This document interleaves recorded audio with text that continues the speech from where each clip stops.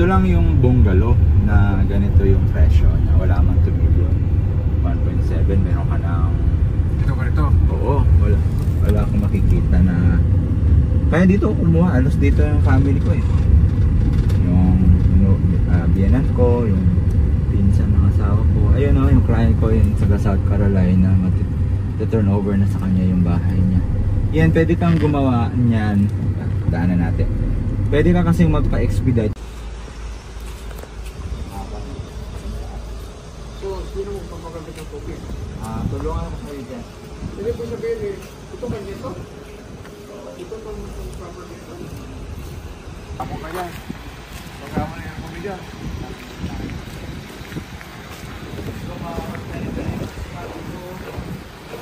Yung talong dito.